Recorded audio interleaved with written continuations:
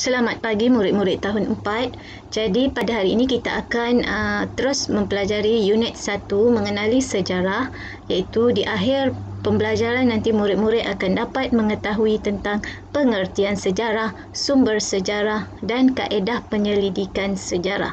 Jadi cikgu mahu murid-murid untuk rujuk buku teks muka surat 6 hingga 9. Pengertian sejarah. Sejarah ialah peristiwa yang benar-benar berlaku pada masa lalu. Benar-benar berlaku maksudnya ia bukanlah perkara yang tidak betul ataupun direka semata-mata. Sebagai contoh, cikgu tekankan di sini kemerdekaan negara Malaysia. Okey, Malaysia mencapai kemerdekaan pada 31 Ogos 1957. Itu ialah satu peristiwa sejarah kerana ia peristiwa yang benar-benar berlaku. Sekiranya kita bagi tahu negara Malaysia merdeka pada 13 Ogos 1957. Itu bukan satu peristiwa sejarah. Kenapa? Kerana ia adalah peristiwa yang tidak benar. Jadi perlu ditekankan di sini, sejarah mestilah peristiwa yang benar-benar berlaku pada masa yang lalu. Baik, sejarawan memberikan pandangan masing-masing tentang pengertian sejarah. Baik, ini murid-murid boleh rujuk pada muka surat 4 sehingga 5. Ada beberapa sejarawan yang memberikan pengertian pandangan masing-masing tentang pengertian sejarah. Jadi murid-murid boleh baca. Seterusnya, kita masuk kepada sumber sejarah. Apa itu sumber sejarah? Sumber sejarah memberikan maklumat yang tepat tentang sesuatu peristiwa yang berlaku. Baik, sumber sejarah terbahagi kepada dua sumber, iaitu sumber primer dan sumber sekunder. Jadi, mari kita lihat apa itu sumber primer. Sebelum itu, murid-murid boleh rujuk buku teks murid-murid muka surat 6 hingga 7. Okey, sumber primer dikenali sebagai sumber pertama, yang mana ia berada dalam bentuk asal dan belum diolah. Maksudnya, sumber primer ni kita tak ubah apa-apa, dia asli. Apa contoh sumber primer? Fosil, manuskrip, artefak dan dokumen rasmi. Okey, di sini cikgu tunjukkan gambar sumber pertama atau kita kenali sebagai sumber primer. Ini contoh fosil, contoh manuskrip, contoh artefak, contoh dokumen rasmi. Ia semuanya adalah asli. Okey, kemudian sumber sejarah yang kedua ialah sumber sekunder. Maksud sumber sekunder ialah penulisan yang dihasilkan daripada sumber asal. Sebagai contoh, buku, majalah, risalah dan akhbar. Sumber sekunder adalah sumber yang telah diolah. Maksudnya, penulis-penulis yang menulis tentang sejarah akan merujuk kepada sumber primer. Contoh, penulis-penulis ingin menulis satu sejarah. Ia akan buka dokumen rasmi ataupun manuskrip. Ia akan tulis tentang apa yang ada isi kandungan manuskrip dan dokumen rasmi berkenaan di dalam bentuk buku, majalah, akhbar ataupun risalah. Seterusnya ialah kaedah penyelidikan sejarah.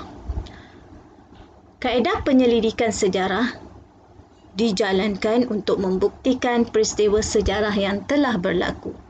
Di sini murid-murid boleh rujuk buku teks muka surat 8 hingga 9. Terdapat 3 kaedah penyelidikan sejarah, iaitu kaedah arkeologi, kaedah lisan dan kaedah bertulis. Mari kita lihat satu persatu. Apa itu kaedah arkeologi?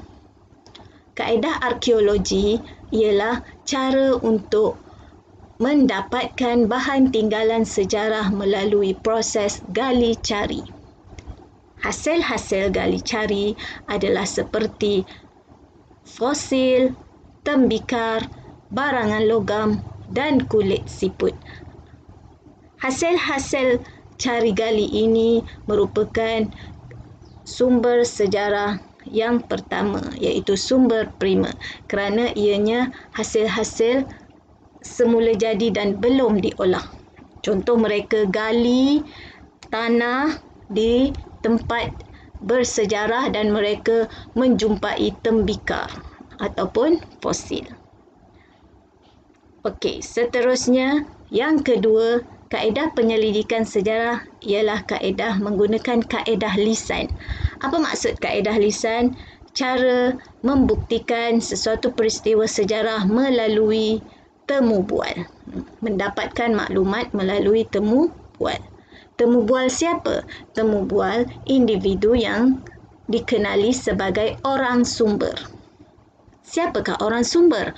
Orang sumber merupakan individu yang terlibat melihat atau mendengar peristiwa sejarah daripada orang lain. Sebagai contoh, jika kita sebagai murid ataupun cikgu sebagai guru ingin mengetahui tentang sejarah kemerdekaan negara kita, jadi kita akan pergi menemu bual insan-insan atau individu-individu orang lama, datuk nenek kita yang betul-betul terlibat sewaktu Malaysia ingin mencapai kemerdekaan. Itu kita panggil orang sumber. Okey, kaedah yang ketiga ialah kaedah bertulis. Apa maksud kaedah bertulis? Kaedah bertulis merupakan proses mendapatkan maklumat daripada tulisan dan rakaran. Kita ingin menyelidik sesuatu peristiwa sejarah. Jadi, kita mencari ataupun mendapatkan maklumat daripada tulisan atau lakaran. Apa maksud tulisan atau lakaran?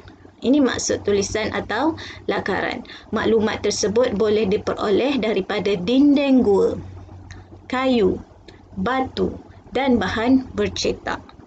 Seperti yang murid-murid sedia maklum, pada zaman dahulu, kalau kita pergi kepada gua-gua yang bersejarah, seperti Gua Nia, jadi kita akan jumpa tulisan-tulisan ataupun lakaran-lakaran daripada individu-individu zaman dahulu. Jadi kita boleh mendapatkan maklumat tentang sejarah di tempat tersebut melalui tulisan dan lakaran-lakaran yang dibuat. Okey, baik, mari kita lihat contoh. Lukisan pada dinding Gua Tambun, Perak. Ini individu-individu zaman dahulu, mereka melukis sesuatu di dinding gua. Jadi kita sebagai individu yang ingin membuktikan sesuatu peristiwa sejarah yang telah berlaku itu, kita boleh mencari maklumat berkenaan dan kita boleh dapatkan maklumat berkenaan, kita panggil melalui kaedah bertulis. Okey, ini kaedah arkeologi cari gali. Mereka terjumpa rangka Perak Man di Lenggong, Perak. Di Perak mereka gali tanah dan mereka terjumpa rangka. Okey, seterusnya. Okey, jadi itu saja 3 tajuk yang cikgu ajar. Jadi kita telah belajar mengenali sejarah melalui maksud sejarah dan pandangan sejarah dari sejarawan-sejarawan terkenal. Jadi untuk minggu ini, cikgu mahu murid-murid lengkapkan peta minda di bawah, iaitu berkenaan sumber sejarah. Seperti cikgu bagi tahu sebentar tadi, ada 2, terbahagi kepada 2, iaitu sumber prima dan sumber sekunder. Maksud sumber prima dan contoh. Begitu juga sumber sekunder, maksud sumber sekunder dan contoh.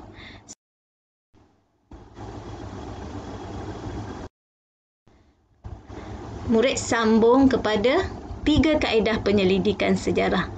Seperti tadi, lengkapkan peta minda tentang kaedah penyelidikan sejarah. Kita ada 3 kaedah, iaitu kaedah arkeologi, kaedah lisan dan kaedah bertulis.